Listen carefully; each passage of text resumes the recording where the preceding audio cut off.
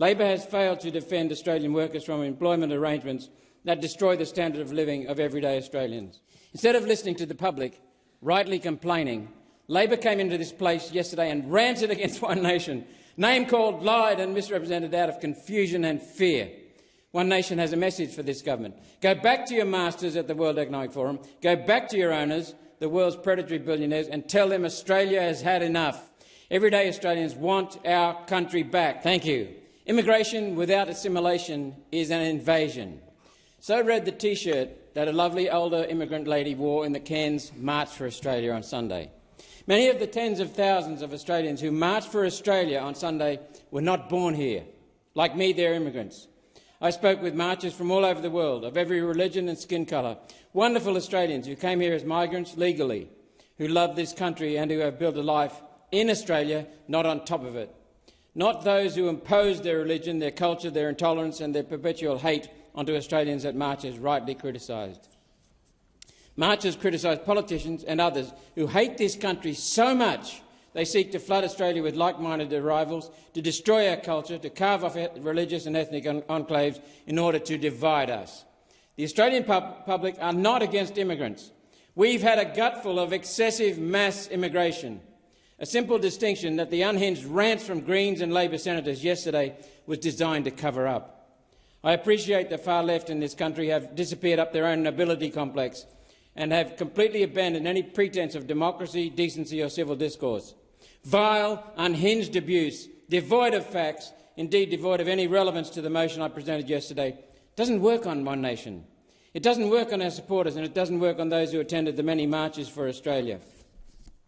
Our beautiful country can lift up only so many people before the economic and social cost causes the elastic of society to snap back, which is the process you're watching with confused looks on your faces and fear in your eyes.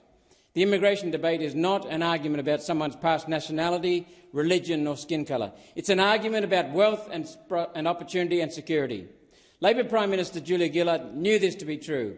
In an address to the University of Western Sydney in March 2013, the then Prime Minister Gillard promised Labor would, quote, stop foreign workers being put at the front of the queue with Australian workers at the back. We will support your job and put Aussie workers first.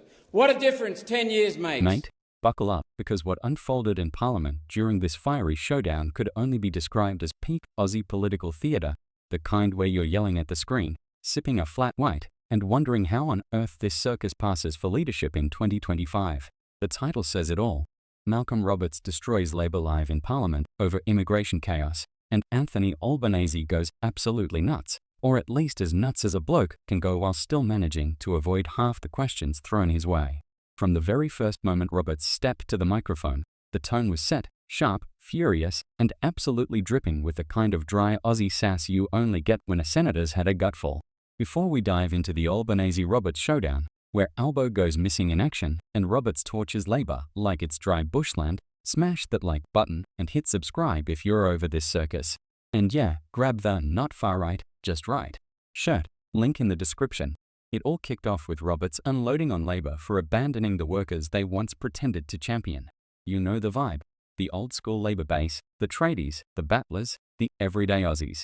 But according to Roberts, Labor's left all that behind, trading the hard yakka and blue-collar loyalty for offshore applause and glossy nods from global elites. He didn't just imply it, he practically screamed it, and he framed it in a way that hit like a sledgehammer. Go back to your masters at the World Economic Forum. That's the kind of line that doesn't just land, it detonates. And while all this was going down in the Senate, where was our beloved Prime Minister? Not in the chamber, that's for sure. Albanese was apparently in the lower house, probably pretending to be busy, possibly hiding behind a stack of papers, or maybe Googling a fresh set of talking points. It's always the same. When real questions hit, the PM seems to vanish like a stunned mullet slipping out of a fishing net. Roberts, on the other hand, was front and center, delivering one of the most blistering takedowns we've heard in years. Part speech, part roast, part call to arms for fed-up Aussies who've had enough of the whole shambles. But the energy wasn't just coming from Parliament. Roberts invoked the massive March for Australia rally, tens of thousands of Aussies marching for their country, waving flags, shouting chants, and pushing back on what they see as political stupidity. And these weren't just homegrown Aussies. Roberts made a point of noting how many were immigrants themselves, people from every continent, every color, every background. And then there was this one older immigrant lady rocking a t-shirt that read, "Immigration without assimilation is an invasion." Now, whether you agree or not, you've got to admit, that's a bloody line. And Roberts treated it like a symbol of the moment. A blunt statement from Aussies who've had enough of politicians trying to reshape the country without asking the people who actually live in it. The speech then turned into something between a sermon and a stand-up act. Roberts hammered the point home. Australians aren't anti-immigrant. That's never been the issue. The real problem is mass, excessive, rapid-fire immigration that the country can't absorb without snapping at the seams. He described it with the kind of poetic flourish you'd never expect from a Senate debate, saying a country can only stretch its elastic so far before it whips back and cracks someone in the face. It was vivid, graphic, and very, very Aussie. And based on the reaction in the chamber, you'd think he called someone's mum a criminal. The Greens and Labor senators apparently erupted the day before, ranting like caffeinated emus, calling names, twisting words, and misrepresenting everything out of what Roberts described as confusion and fear. But Roberts kept swinging. He reminded everyone that even Julia Gillard, yes, a former Labor Prime Minister, once promised to put Aussie workers first, stopping foreign labour from jumping the queue ahead of locals. Fast forward a decade, says Roberts, and Labor's done a complete 180. Workers are no longer employees, they're subbies, ABN holders, gig workers, outsourced like cheap laptop repairs. Jobs that were once secure have become DIY employment projects. It's a pretty rough metaphor when you think about it. Imagine someone hands you a surfboard and says, "Mate, the waves are free, good luck," before pushing you straight into a storm surge. And throughout this whole demolition job, Roberts never let Albanese off the hook. The PM has apparently mastered the art of strategic absence, showing up everywhere except where he's needed. Roberts roasted him so thoroughly you could almost hear the skin crackling. The Prime Minister, according to this speech, has turned into a caricature of himself, nodding when he doesn't know what's going on, smiling when he definitely shouldn't be smiling, rearranging his tie collection while unemployment rises and wages slide backwards. It paints a picture of a leader who's present in body but forever missing in action where it counts. Then came the globalist smackdown, a long, blistering claim that Labor and the Greens have been dragged so far left by foreign ideologies, they've lost all connection to the everyday Aussies they claim to represent. Roberts went deep here, painting Labor as puppets for billionaires and international bureaucrats, saying they've abandoned democracy, abandoned decency, and replaced it all with elitist garbage. He even tossed in references to Harvard studies about diversity and social cohesion just to twist the knife a little deeper. It was the kind of academic flex that makes half the room roll their eyes and the other half scramble to look up what year Putnam published the damn study. The argument was simple.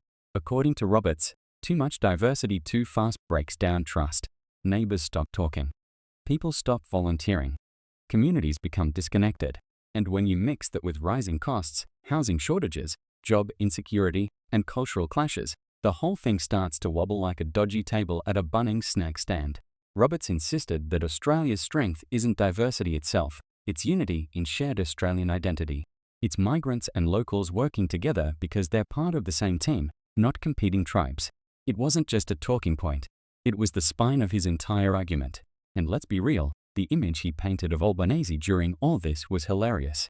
The PM, sitting somewhere else, sipping a flat white, nodding to himself like he's solving a puzzle in his head, while in reality he's probably drifting off thinking about lunch.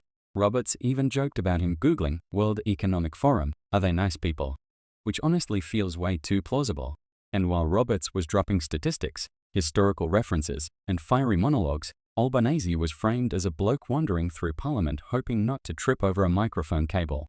By the time Roberts reached the end of his speech, it felt like he wasn't just addressing Parliament, he was talking to the whole country. A frustrated nation that's tired of being told everything is fine when nothing feels fine. A country sick of hearing about record migration numbers while rents explode, emergency rooms overflow, and wages stagnate. A country tired of government spin so thick you could pave a highway with it. Roberts painted himself as the guy saying what everyone else is too scared to say. The guy calling out the elites, the unions, the globalists, the bureaucrats, and the PM who's seemingly never in the room. And whether you agree with him or not, the performance was undeniably electric. He spoke with passion, force, clarity, and the confidence of a bloke who came to Canberra to fight, not to play nice. He positioned himself as the voice of everyday Aussies, immigrants and locals alike, who love the country enough to demand that it stays strong. safe, fair, and uniquely Australian. Meanwhile, Albanese was portrayed like the comedy relief character in a political sitcom. The guy constantly caught off guard, constantly glancing around for help, constantly trying to look busy while chaos swirls around him. Roberts made him look like he'd rather be anywhere else than dealing with the mess unfolding on his watch. As Roberts wrapped up, you could almost imagine a spotlight hitting him on the Senate floor. He laid out his case with finality, reminding the country that being present, actually showing up, matters more than all the PR spin in the world. And that contrast, the firebrand senator versus the missing prime minister, was the whole story. A symbol of what Roberts claims is wrong with the country. Leaders who won't lead, parties that won't listen, and governments more interested in global applause than the people living right here at home. And that, right there, is why this moment blew up across Australia. It wasn't just a speech. It was a spectacle. A smackdown. A political smack across the face of a government that Roberts believes is asleep at the wheel. A reminder that for many Aussies, immigration, jobs, identity, and national pride aren't abstract issues, they're daily realities, and the system is failing them. Roberts walked out looking like a bloke who just dropped the mic in the middle of Parliament. And Albanese? Well, if he was watching from the other chamber, he probably wished he could teleport out of the building. Australian politics isn't just politics anymore. It's theatre, drama, and full-blown entertainment. And in this episode, Malcolm Roberts stole the show while Albanese wandered off stage, leaving behind one burning question. If this is leadership, who exactly is steering the ship? So smash that like button if you reckon Australia deserves better, and subscribe if you're done letting politicians skate by. Keep them on a short leash, and don't forget to grab the Not Far Right Just Right shirt, links in the description. And that, right there, is why this moment blew up across Australia. It wasn't just a speech. It was a spectacle. A smackdown. A political smack across the face of a government that Roberts believes is asleep at the wheel. A reminder that for many Aussies, immigration, jobs, identity, and national pride aren't abstract issues, they're daily realities, and the system is failing them. Roberts walked out looking like a bloke who just dropped the mic in the middle of Parliament. And Albanese? Well, if he was watching from the other chamber, he probably wished he could teleport out of the building. Australian politics isn't just politics anymore, it's theatre, drama, and full-blown entertainment. And in this episode, Malcolm Roberts stole the show while Albanese wandered off stage, leaving behind one burning question. If this is leadership, who exactly is steering the ship? So smash that like button if you reckon Australia deserves better, and subscribe if you're done letting politicians skate by. Keep them on a short leash, and don't forget to grab the Not Far Right Just Right shirt, links in the description.